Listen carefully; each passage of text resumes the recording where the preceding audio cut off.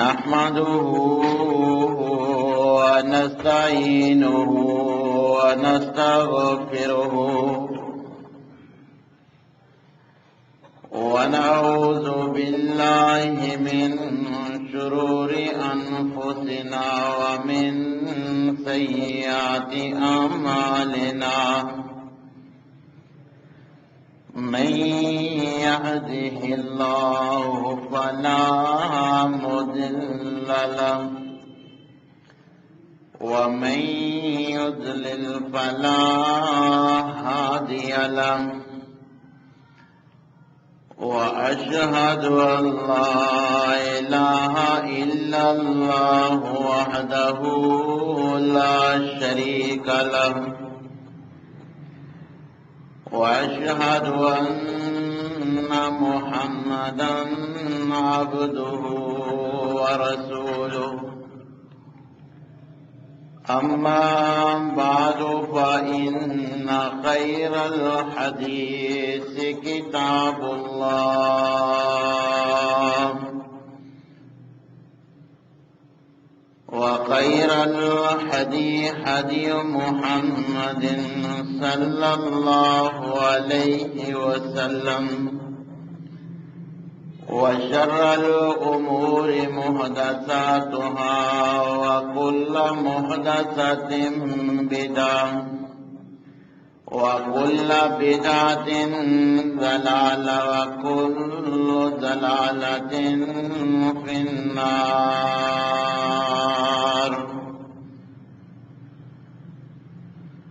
يا أيها الذين آمنوا اتقوا الله حق تقاته ولا تموتن إلا وأنتم مسلمون. يا أيها الناس اتقوا ربكم الذي خلقكم من نفس واحدة وخلق منها زوجها وبث منهما رجالا كثيرا ونساء واتقوا الله الذي تساءلون به والأرحام إن الله كان عليكم رقيبا.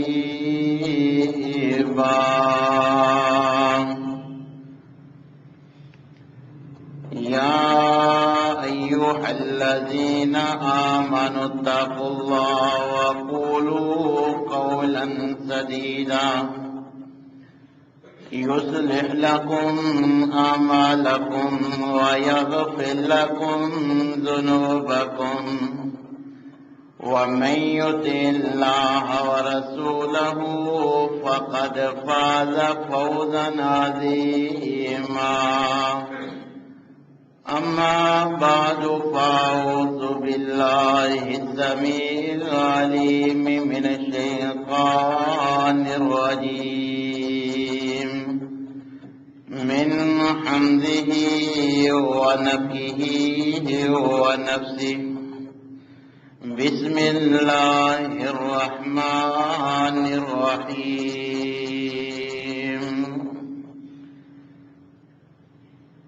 قال الله عز وجل في التنزيل: يا أيها الناس اتقوا ربكم الذي خلقكم من نفس واحدة وخلق منها زوجها وبث منهما رجالا كثيرا ونساء واتقوا الله الذي تساءلون به والأرحام إن الله كان عليكم رقيبا.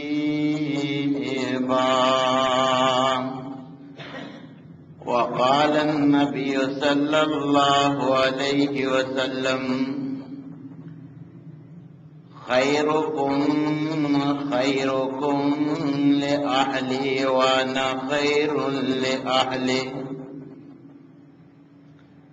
تمام قسم کی تعریفات مالک العلام ذوالجلال والاکرام وحدہ لا شریک، مالک کائنات اور خالق ارض و سما کے لیے لاکھوں کروڑوں درود و سلام اس ہستی اقدس و مقدس کے اوپر جن کا نام نامی اسم گرامی جناب محمد الرسول اللہ صلی اللہ علیہ وسلم ہے۔ سامعین محترم، کتاب و سنت سے دوری کی وجہ سے ہمارے گھروں کا امن اور سکون تباہ ہو چکا ہے۔ آئے روز مسلمان معاشرے میں طلاق کے واقعات رونما ہو رہے ہیں، جس کی بنیادی وجہ کہ ہم ایک دوسرے کے حقوق ادا نہیں کرتے۔ جو مرد کے ذمے بیوی کے حقوق ہیں، مرد ان میں سستی کرتا ہے، اور جو مرد کے حقوق بیوی کے ذمہ ہیں، بیوی ان کی ادائیگی میں غفلت برتتی ہے، جس کے نتیجے میں گھر کا خوشگوار ماحول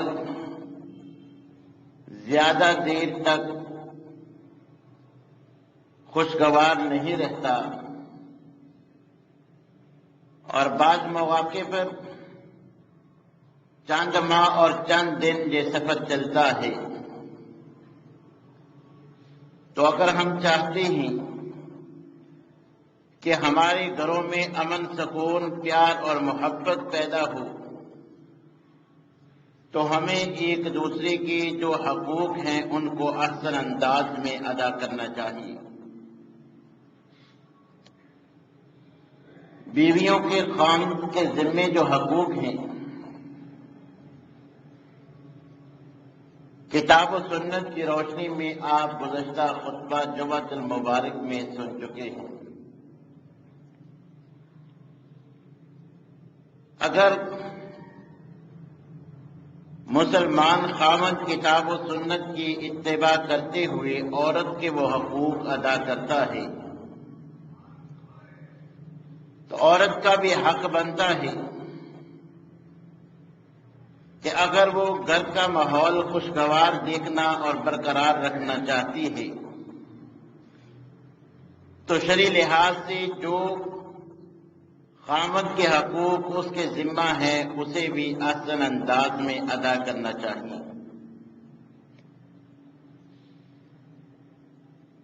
آج ہم اپنی ازواج کو، آل اولاد کو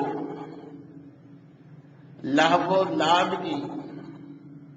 عیش و عشرت کی ہر چیز فراہم کرتی ہیں۔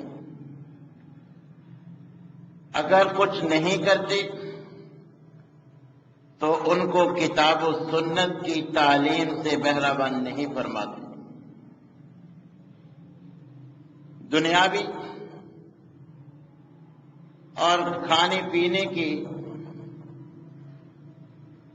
یہ ڈائجسٹ اور رسالے ہم بیوی کو مہیا کرتے ہیں کہ ان پہ طریقہ کار دیکھ کر وہ لذیذ کھانے تیار کرے۔ بچوں کی کھیل کود کے سارے سامان ہم ان کو فراہم کرتے ہیں۔ اگر نہیں کرتے تو کتاب و سنت اور گھریلو احکام پہ مبنی کتاب و سنت کے اوپر لکھی گئی کتابیں وہ ان کو پڑھنے کے لیے مہیا نہیں کرتے۔ یہ اخبار جو صرف ایک مرتبہ پڑھنے کے بعد ردی بن جاتا ہے، اس پہ ہم سینکڑوں روپے خرچ کرتے ہیں، اور باقی دنیاوی لہو و لعب پہ ہم ہزاروں خرچ کرتے ہیں، مگر ہم نے یہ نہیں سوچا کہ ہمارے بچوں نے، ہماری بیوی نے نماز پڑھنی ہے۔ کیا میں نے ان کو ایسی کتابیں، ایسا لٹریچر لے کے دیا ہے جس میں ان کی زبان میں کتاب و سنت سے ایسے مسائل اور نبی کریم علیہ السلام کی نماز کا طریقہ موجود ہو؟ جب ہم نے ایسی کتابیں ہی گھر میں لا کے نہیں رکھی، ان کو پڑھنے کے لیے نہیں دیں، تو بیوی کو کیسے پتا چلے گا کہ میرے شوہر کے شرعی لحاظ سے مجھ پہ کون سے حقوق عائد ہوتے ہیں؟ اللہ مجھے شوہر کے ساتھ کیا رویہ رکھنے کا حکم دیتا ہے؟ نبی کریم علیہ السلام کی ازواج کا آپ کے ساتھ کیا طرز عمل تھا؟ جب ہم یہ پڑھنے کے لیے ان کو لا کے نہیں دیتے، ان کو پتہ نہیں چلتا، مساجد میں جمعہ کے لیے ہم نہیں لاتے، گھر میں ان کے لیے لٹریچر فراہم نہیں کرتے، جس کے نتیجہ میں آج انہوں نے سمجھ رکھا ہے کہ شاید وقت پہ کھانا اور لباس فراہم کر دینا ہی ہماری ذمہ داری ہے۔ یہی وجہ ہے کہ آج دیکھ لیں کہ بچے کی جو پہلی درسگاہ ماں ہوتی ہے، جس نے بچے کی تربیت کرنی ہے، اسے دین سمجھانا سکھلانا ہے، دین پہ عمل کرنے کی تربیت دینی ہے، جب وہ ماں خود بے دین ہو، دین کا علم اس کو نہ ہو، وہ خود دین سے دور ہو، تو بچے کی دینی تربیت کیسے کر سکتی ہے؟ یہی وجہ ہے کہ آج ماں کا بچوں کا ماں سے پیار کیوں ختم ہو رہا ہے؟ کہ ماں کے جو فرائض ہیں وہ ادا نہیں کرتی، چند پیسوں کے عوض نوکرانیاں رکھی ہوئی ہیں جو بچوں کی تربیت پہ مامور ہیں۔ ہم جب ان کی تربیت پر توجہ نہیں دیتے تو بڑے ہو کر دنیاوی لحاظ سے ہمیں کس قدر نقصانات ہو رہے ہیں، یہ ہم میں سے ہر ایک انسان اپنے گھر کے ماحول کی جانب غور و فکر کر کے سمجھ سکتا ہے۔ تو میرے بھائی، جس طرح کتاب و سنت میں عورتوں کے حقوق مردوں پر ہیں، بے عین ہی مردوں کے حقوق بھی عورتوں پر ہیں۔ جس طرح مردوں کا حق ادا کرنا ضروری ہے، اسی طرح عورتوں کو بھی ان کا حق ادا کرنا اسی طرح حد ضروری ہے۔ دونوں ایک دوسرے کے حقوق ادا کریں گی، جو شرعی تقاضے ہیں ان کو پورا کریں گے، تو انشاءاللہ گھر کا ماحول تاحیات خوشگوار رہے گا، یہ بنا ہوا رشتہ تاحیات قائم اور دائم رہے گا، لوگوں کے لیے مثال بن جائے گا۔ اگر ہم حقوق ادا نہیں کریں گے تو یہ زیادہ دیر تک رشتہ داری قائم نہ رہ سکے گی۔ اللہ تبارک و تعالی نے قرآن کریم میں بعض مخصوص صورتوں کے ذریعے بعض جگہ آیات عورتوں کے بارے میں نازل فرمائی ہیں، جن میں بالخصوص عورتوں سے ہی خطاب کیا گیا ہے، انہی کی رہنمائی، انہی کو احکام و مسائل بتلائے گئے ہیں۔ اب ان کو جو اسی وقت پتہ چل سکیں گے جب ہم ان کے لیے ترجمہ قرآن کا اہتمام کریں گے، یا کچھ دینی کتب ان کو فراہم کریں گے۔ آج ہمارے معاشرہ میں یہ سمجھا جاتا ہے کہ اگر کوئی مالدار خاتون ہے تو اب نوکرانیوں کی طرح کام کرنا، خاوند کے کھانے پینے اور لباس کا اہتمام کرنا اب اس کی ذمہ داری نہیں، کیونکہ یہ اچھے گھر کی ہے، اس نے تو اپنے گھر میں کبھی کام کو ہاتھ نہیں لگایا۔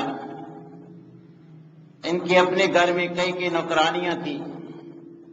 تو اب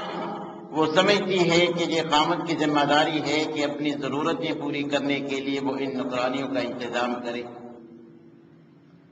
میرے بھائیوں، اچھا نسب یا مال و دولت اپنی جگہ، مگر ہمارے لیے نبی کریم علیہ الصلوۃ والسلام کی زندگی اسوہ حسنہ ہے۔ نبی کریم علیہ الصلوۃ والسلام کی صاحبزادیوں کے برابر کسی کا کوئی مرتبہ اور مقام نہیں ہو سکتا۔ آج کی عورت حسب و نسب میں، حسن و جمال، مال و دولت میں اگرچہ پوری دنیا سے افضل ہو، مگر وہ حضرت فاطمہ رضی اللہ تعالی عنہا کے مقام کو نہیں پہنچ سکتے۔ حضرت فاطمہ رضی اللہ تعالی عنہا کہ جب نبی کریم علیہ الصلوۃ والسلام ان کی شادی کر دیتے ہیں، اب وہ حضرت علی رضی اللہ تعالی عنہ کی زوجہ ہیں، تو وہ گھر کے کام کاج خود کرتی ہے، کسی نوکرانی کا اہتمام نہیں۔ یہ اس خاتون کی بات ہے جس کے بارے میں زبان رسالت سے نبی کریم علیہ الصلوۃ والسلام نے فرمایا کہ یہ جنت کی عورتوں کی سردار ہے، جس کے بارے میں نبی صلی اللہ علیہ وسلم نے فرمایا کہ جس نے فاطمہ کو اذیت دی اس نے گویا مجھ محمد صلی اللہ علیہ وسلم کو اذیت دی، اور جس نے مجھ محمد صلی اللہ علیہ وسلم کو اذیت دی گویا اس نے اللہ کو اذیت دی۔ وہ فاطمہ رضی اللہ تعالی عنہ نبی کریم علیہ الصلوۃ والسلام کے پاس غلام آتے ہیں، آپ لونڈیاں غلام لوگوں میں تقسیم کرتے ہیں، حضرت فاطمہ کو پتہ چلتا ہے، درخواست لے کر بابا کے پاس آتی ہیں، نبی کریم علیہ الصلوۃ والسلام سے درخواست کرتی ہیں کہ میں گھر کے سارے کام خود کرتی ہوں، تھکاوٹ محسوس کرتی ہوں، چکی آٹا پیس کر چکی چلاتے چلاتے میرے ہاتھوں پہ چھالے پڑ چکے ہیں، مشکیزے میں پانی بھر کے جسم پہ نشان موجود ہیں، میری طبیعت میرا ساتھ نہیں دیتی۔ یہ درخواست لے کر وہ گئی کہ مجھے بھی جس طرح عام مسلمانوں کو ان کے کام کاج کرنے کے لیے جو آپ نے غلام فراہم کیے ہیں، ایک غلام مجھے بھی عطا کر دیا جائے تاکہ میرے گھر کے کام کاج میں وہ میرا ہاتھ بٹائے، لونڈی غلام مل جائے تو میرے کام میں وہ میرا معاون ہوگا۔ نبی کریم علیہ الصلوۃ والسلام تو نہ مل سکے، زوجہ محترمہ سے بیان کیا کہ اماں جان میں اس کام کے لیے اس غرض سے آئی تھی۔ نبی کریم علیہ الصلوۃ والسلام کو پتہ چلا کہ میری صاحبزادی، میرے جگر کا ٹکڑا، جنت کی عورتوں کی سردار گھر کے کام کاج سے تنگ آ چکی ہے، وہ ایک لونڈی یا غلام کی درخواست لے کے میرے گھر آئی ہے۔ نبی کریم علیہ الصلوۃ والسلام حضرت فاطمہ رضی اللہ تعالیٰ عنہ کے گھر جا کر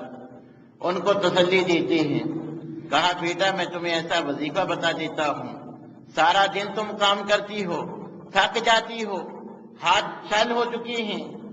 آپ جو ہے وہ سارے کام خود کرتی ہو، تو میں تمہیں ایسا وظیفہ بتا دیتا ہوں کہ اگر تم رات سوتے وقت وہ وظیفہ پڑھ لیا کرو تو اللہ تمہاری ساری تھکاوٹ دور کر دیں گے۔ ان کے مانگنے پہ بھی آپ نے ان کو کوئی غلام یا لونڈی جو ہے وہ عطا نہیں کی، بلکہ ان کو وہی وظیفہ جو ہم نمازوں کے بعد یہ 33 مرتبہ سبحان اللہ اللہ اکبر، 34 مرتبہ یہ ہم جو 100 مرتبہ گنتی پوری کرتے ہیں، یہ وظیفہ ان کو بتا دیا، تصویر ان کو بتا دی کہ فاطمہ دن بھر گھر کے کام کاج خود ہی کیا کر، رات کو جب بستر پہ سونے لگے تو یہ جو تسبیح جو ہے یہ تسبیحات پڑھ لیا کر، دن بھر کے کام کاج سے جو تجھے تھکاوٹ محسوس ہوگی اللہ تمہیں اس سے جو ہے وہ آرام دے دیں گے، وہ تھکاوٹ تم محسوس نہیں کرو گے۔ تو میرے بھائیو، یہ حضرت فاطمہ رضی اللہ تعالیٰ عنہ ہے۔ اسی طرح دیگر صحابیات کی آپ تذکرہ پڑھ کے دیکھ لیں. حضرت اسماء بنت ابو بکر حضرت عائشہ رضی اللہ تعالیٰ عنہ کی بہن ہیں. حضرت زبیر سے ان کی شادی ہوتی ہے. ان کے پاس کوئی مال اسباب ہی نہیں ہے, صرف ایک اونٹ اور ایک گھوڑے کے مالک ہیں. حضرت ابو بکر کی لگتے جگر ہیں. ان سے شادی ہو گئی. رہائش سے 2 میل سے زائد فاصلے پر ان کو جو نبی کریم علیہ الصلوۃ والسلام نے زمین دی تھی, 2 میل پیدل چل کے اس زمین پہ جو کھجوریں تھیں ان کی گٹلیاں اکٹھی کر کے گٹلی باندھ کے اپنے سر پہ لاد کے جو ہے وہ گھر لاتی, خود جا کے وہاں کھیت میں کام کرتی, گھر کے سارے کام خود کرتی. یہ کن کی صاحبزادی ہیں؟ حضرت ابو بکر صدیق رضی اللہ تعالیٰ عنہ کی, جو کہ نبی کریم علیہ الصلوۃ والسلام کی پوری امت میں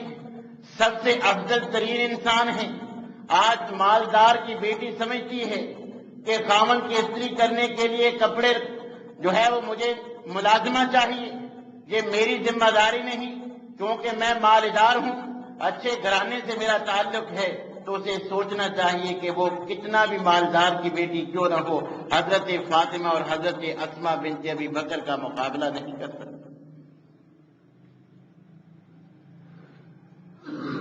نبی کریم علیہ الصلوۃ والسلام ایک صحابیہ سے سوال کرتے ہیں کہ تیرے شوہر کے ساتھ معاملہ کیسا ہے؟ تو وہ کہتی ہیں کہ اپنی طرف سے میں کوشش کرتی ہوں کہ ان کا جو میرے ذمے حق عائد ہوتا ہے میں اس کو احسن انداز میں ادا کروں. نبی کریم علیہ الصلوۃ والسلام اسے نصیحت فرماتے ہیں کہ یاد رکھ, فَإِنَّمَا هُوَ جَنَّتُكِ وَنَارُكِ, یہ شوہر کی ذمہ داریاں کوئی معمولی بات نہیں. یاد رکھ تیرا شوہر ہی تیری جنت اور تیرے لیے جہنم کا سبب ہے. جو اس کے حقوق تجھ پہ عائد ہوتے ہیں اگر تو احسن انداز میں ادا کرے گی اس کے بدلے میں تجھے جنت ملے گی. اگر شوہر کا حق ادا نہ کیا تو یاد رکھ یہی سبب بنے گا تیرے جہنم میں جانے کا. نبی کریم علیہ الصلوۃ والسلام عورتوں سے مخاطب ہو کے فرماتے ہیں کہ تم کثرت کے ساتھ ذکر اذکار کیا کرو, کثرت کے ساتھ صدقہ خیرات کیا کرو, کیونکہ میں نے معراج کے موقع پر جب اللہ نے مجھے جنت اور جہنم کی سیر کروائی میں نے جہنم میں عورتوں کی کثرت دیکھی ہے. لہذا تم کثرت کے ساتھ جو ہے وہ صدقہ خیرات کیا کرو. سوال کیا گیا اللہ کے رسول, جو عبادات مرد کرتے ہیں وہ عبادات ہم بھی کرتے ہیں, جو آپ کا حکم ہے وہ مرد بھی مانتے ہیں, ہم عورتیں بھی مانتی ہیں. وہ آج کی عورتیں نہیں کہ کیبل کے لیے سارا دن, نماز کے لیے 10 منٹ وقت نہیں. وہ کہتی کہ ہم سب فرائض نوافل کا اہتمام کرتی ہیں, اس کے باوجود آپ فرما رہے ہیں کہ عورتیں مردوں کی بنسبت زیادہ جہنم میں جائیں گی. نبی کریم علیہ الصلوۃ والسلام نے فرمایا کہ تمہارے نیک اعمال اپنی جگہ, مگر جو چیز کثرت کے ساتھ عورتوں کو جہنم میں لے جائے گی وہ فرمایا کہ تم خامدوں کی ناشکری کرتی ہو. خامد کی ناشکری کی وجہ سے اللہ تمہیں جہنم رسید فرمائیں گے. آج ہم اپنے معاشرہ کی عورتوں کی طرف نظر دوڑائیں کہ ناشکری اس کو تو وہ گناہ ہی نہیں سمجھتی. جو چیز انہوں نے جس کا مطالبہ کیا ہم اپنی حساب سے اپنے ذہن کے مطابق ویسی چیز ان کو دے بھی دیں, مگر جو ان کی ڈیمانڈ تھی وہ پوری نہیں کی وہ پھر بھی راضی نہیں ہوتی. جس کمپنی کا لباس جوتا انہوں نے مانگا تھا ہم اپنی حیثیت سے بڑھ کر ان کو اچھا جوتا اچھا لباس فراہم کریں وہ پھر بھی راضی نہیں ہوتے. نبی کریم علیہ الصلوۃ والسلام نے فرمایا کہ جو میں نے جہنم میں کثرت دیکھی ہے وہ ناشکری کی وجہ سے ہے. اور تمہاری ناشکری کا عالم یہ ہے کہ مرد تمہیں ہر چیز فراہم کرتا ہے, صرف ایک مطالبہ، ایک ڈیمانڈ تمہاری پوری نہیں ہوئی، تم فوراً بغیر سوچے سمجھے زبان سے یہ جملہ نکال دیتی ہو کہ جب سے تیرے گھر میں آئی ہوں میں نے کبھی خوشی دیکھی نہیں۔ میرے بھائی، یہ کوئی معمولی بات نہیں۔ ایسا طرز عمل عورتوں کی نمازیں، ان کے صدقات خیرات سب کو برباد کر کے ان کو جہنم میں لے جاتا ہے۔ اگر وہ جنت میں جانا چاہتی ہیں، جیسی بھی مرد کی حیثیت ہو اس کو قبول کرنا چاہیے، اللہ کا شکر ادا کرنا چاہیے۔ ان سے کم حیثیت والی عورتیں بھی ہیں جو اس حالت میں بھی خوش ہیں، اگرچہ ان کی چند مطالبے جو ہیں، چند ڈیمانڈیں پوری نہ کر سکا، مگر جتنا کیا ہے اسی پر اللہ کا ان کو ضرور شکر ادا کرنا چاہیے۔ نبی کریم علیہ الصلوۃ والسلام نے فرمایا کہ دو بدبخت ایسے ہیں کہ جن کی پڑھی ہوئی نماز ان کے سر سے اوپر ہی نہیں جاتی، یعنی کسی حال میں بھی ان کو اس کا اجر و ثواب نہیں ملتا۔ اللہ ان کی نماز چاہے سنت کے مطابق ہی ہو، خشوع خضوع سے ہو، اللہ ان کی پڑھی ہوئی نماز قبول نہیں کرتا۔ ان کی نماز اللہ تک پہنچنا تو دور کی بات، سروں سے اوپر نہیں جاتی۔ وہ دو کون ہیں؟ ایک فرمایا کہ غلام جو اپنے مالک سے بھاگ جاتا ہے، اس کا در خرید ہے، اس کا حق بنتا ہے کہ وہ اس سے کام کروائے، اس کا حق ہے کہ یہ اس کا کام کرے، مگر وہ اس سے بھاگ جاتا ہے۔ نبی صلی اللہ علیہ وسلم نے فرمایا جتنی بھی خشوع خضوع کے ساتھ وہ نمازیں پڑھے اس کی نماز کانوں سے اوپر نہیں جائے گی حتیٰ یرجع، جہاں تک کہ وہ واپس آ جائے، اپنے مالک کا مطیع اور فرما بردار ہو، پھر نماز پڑھے، پھر اللہ قبول فرمائیں گے۔ دوسرے نمبر پر نبی کریم علیہ السلام نے فرمایا کہ نافرمان بیوی ہے، جو خامد کی جو شرعی احکام ہیں، شریعت میں جو جائز احکام ہیں وہ ان کا حکم دیتا ہے، وہ ان کی نافرمانی کرتے ہیں۔ اگر کوئی غیر شرعی کام کا حکم دیتا ہے وہ ماننا ضروری نہیں ہے۔ جو شریعت میں جائز ہیں وہ خامد اس کو حکم دیتا ہے، وہ اس کی نافرمانی کرتی ہے۔ نبی کریم علیہ السلام نے فرمایا کہ اس نافرمان عورت کی نماز اس کے سر کے اوپر نہیں جاتی، یعنی وہ اللہ قبول نہیں کرتے، اس کو اس کا کوئی اجر و ثواب نہیں۔ یہ ذکر اذکار، یہ ورد وظیفے، یہ نوافل، یہ اسی وقت کام آئیں گے جب عورت جو ہے وہ اپنے مرد کی فرما برداری کرے گی، اس کی جو جائز معاملات میں وہ حکم دیتا ہے اس کی جو ہے وہ حکم عدولی سے باز آئے گی، اسی وقت اس کی نمازیں اور اس کے یہ صدقات خیرات جو ہے اس کو فائدہ دے سکتی ہیں۔ مردوں کا عورتوں پر اس قدر حق ہے کہ نبی کریم علیہ الصلوۃ والسلام نے فرمایا کہ مرد کے جسم پہ کوئی پھوڑا، کوئی پھنسی اس طرح ہے، وہ اپنے منہ کے ساتھ اس کی غلاظت چوسے تو تب بھی وہ مرد کا حق ادا نہیں کر سکتے۔ نبی کریم علیہ الصلوۃ والسلام نے فرمایا کہ اگر اللہ کے علاوہ کسی کو سجدہ جائز ہوتا تو عورت کا یہ حق بنتا تھا کہ وہ اپنے مرد کو سجدہ کرے۔ آج کی خاتون سمجھتی ہے کہ میرا گھرانہ مالدار ہے، حسب نسب میں اعلیٰ ہوں، وہ کہتی ہے کہ مرد میرا غلام بن کے رہے، مگر نبی کریم علیہ الصلوۃ والسلام کیا فرماتے ہیں کہ مرد کی حیثیت ایسی ہے کہ اگر اللہ کے علاوہ غیر اللہ کے لیے سجدہ جائز ہوتا تو میں عورتوں کو حکم دیتا کہ وہ مردوں کو سجدہ کیا کریں، کیونکہ غیر اللہ کے لیے سجدہ حرام ہے، اس لیے عورت مرد کو سجدہ تو نہیں کرے گی مگر اس کی اطاعت اور فرما برداری ضرور کرے گی۔ اکثر عورتیں ایسی ہوتی ہیں کہ نیک اعمال تو بڑا کرتی ہیں مگر خامدوں کے ساتھ رویہ اچھا نہیں ہے۔ یاد رکھیے، شوہر کی اجازت کے بغیر گھر سے باہر جانا اور جہاں مرد نہیں چاہتا ویسی جگہ پہ جانا تو دور کی بات، شرعی لحاظ سے عورت گھر میں رہ کر بھی مرد کی اجازت کے بغیر نفلی روزہ بھی نہیں رکھ سکتی۔ اگر اس نے نفلی روزہ رکھنا ہے مرد سے اجازت لینی ہوگی، کہ میرا دل چاہتا ہے کہ میں کل جو ہے وہ نفلی روزہ رکھوں. نبی کریم علیہ السلام نے فرمایا اس کے لیے حلال نہیں ہے کہ مرد کی اجازت کے بغیر وہ نفلی روزہ بھی رکھ لے. اور جو آج ہمارے معاشرے کی حالت ہے،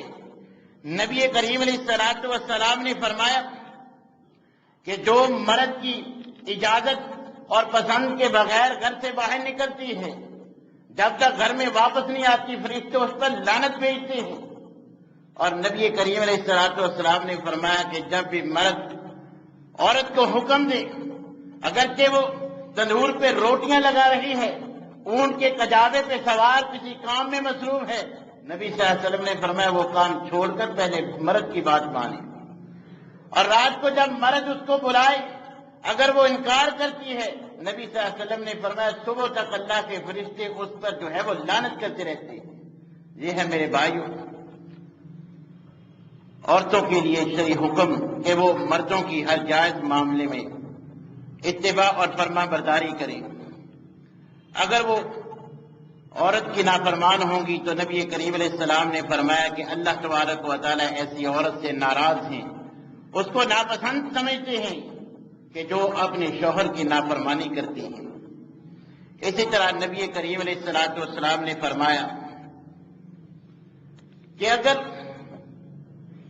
عورت 5 وقت کی نماز ادا کرے، اس کے ساتھ ساتھ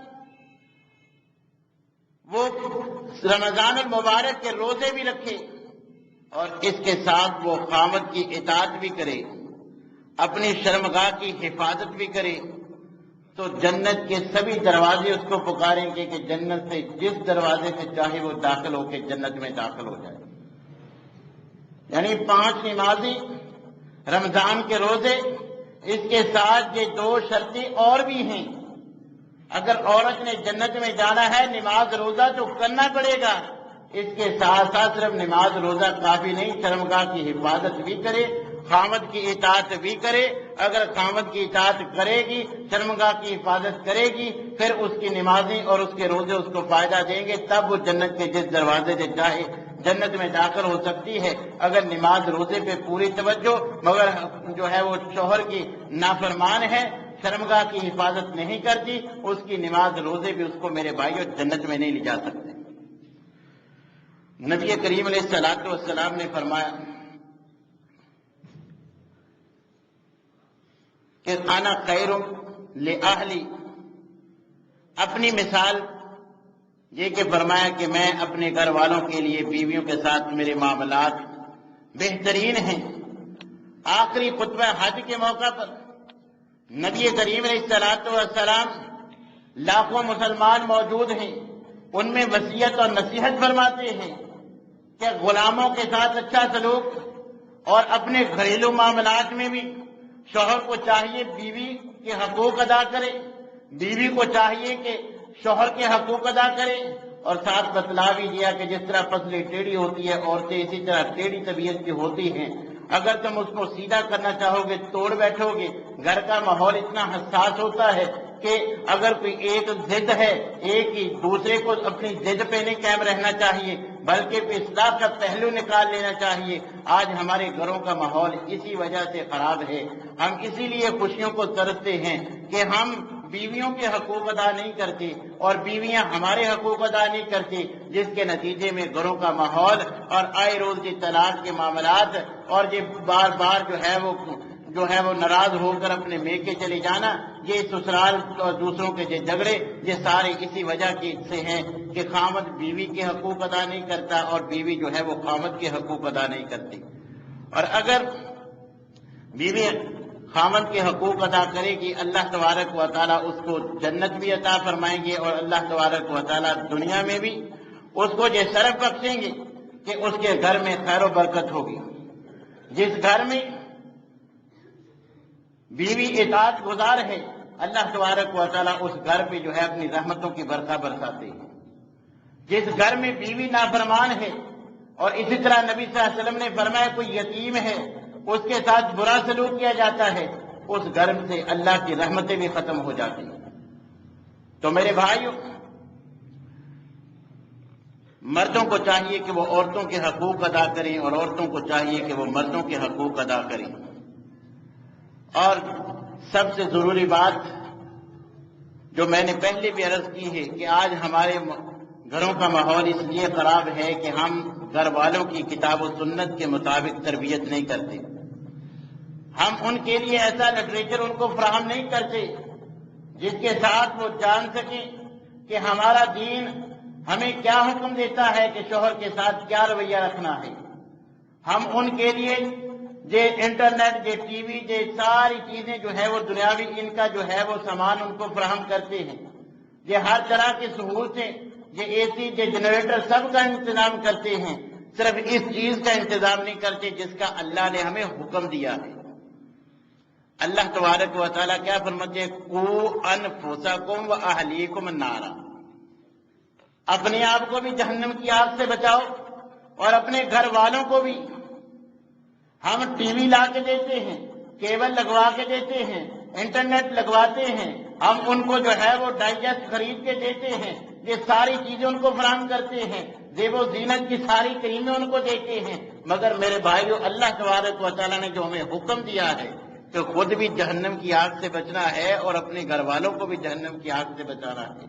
خود بھی کتاب و سنت پہ عمل کرنا ہے، ان کو بھی کتاب و سنت پہ عمل کروانا ہے۔ میرے بھائیو جو ہم جس پہ لاکھوں اپنی کمائی خرچ کرتے ہیں وہ راستہ جہنم کا راستہ ہے، کیبل لگوا کے دیتے ہیں وہ جہنم میں جانے کا ذریعہ ہے، وہ فحاشی اور ریانی کا سامان ہم فراہم کرتے ہیں، حالانکہ اللہ فرماتے ہیں کہ جہنم میں دھکیلنا نہیں ہے، جہنم کی آگ سے بچانا ہے۔ قُوا أَنفُسَكُمْ، اپنے آپ کو بھی جہنم سے بچاؤ اور ساتھ مردوں کی ذمہ داری کا عائد کی، وَأَهْلِيكُمْ، یہ نہیں کہ آپ تو باجماعت نماز گھر میں پوچھا ہی نہیں، فرمایا خود بھی جہنم کی آگ سے بچنا ہے، گھر والوں کو بھی بچانا کہ مردوں کی ذمہ داری ہے۔ تو اس لیے میرے بھائیوں جس طرح ہم دنیاوی سارا ساز و سامان خریدتے ہیں، کتاب و سنت کا لٹریچر بھی ان کو ضرور فراہم کرنا چاہیے جس میں عورتوں کے مسائل ہیں، نماز عورت نے کیسے پڑھنی ہے اور باقی ان کے جو شرعی تقاضے ہیں ان کو کیسے اس نے ادا کرنا ہے، اس بارے میں ہم کتاب و سنت پہ مبنی لٹریچر ان کو خرید کر دیں گے، نماز کی ان کی اصلاح ہوگی،